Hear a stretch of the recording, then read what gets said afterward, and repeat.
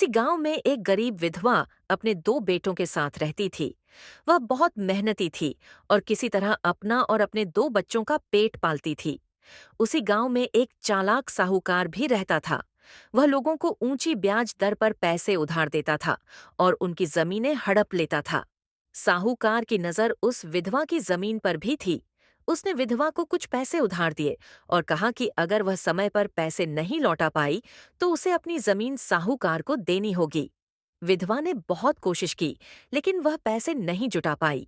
जब साहूकार जमीन हड़पने आया तो विधवा बहुत दुखी हुई। उसके बेटों ने उसे ढांढस बंधाया और कहा कि वे कुछ न कुछ रास्ता निकाल लेंगे। अगले दिन विधवा का बड़ा बेटा शहर गया और एक सेठ के यहाँ नौकरी करने लगा। उसने दिन रात मेहनत की और कुछ ही दिनों में काफी पैसे कमा लिए। जब वह पैसे लेकर घर लौटा तो साहूकार को बहुत गुस्सा आया। उसने विधवा से कहा कि अब वह उसकी जमीन नहीं बल्कि उसके बेटे को अपना गुलाम बनाएगा। विधवा और उसके बेटे बहुत डर गए, लेकिन विधवा ने हार नहीं मानी।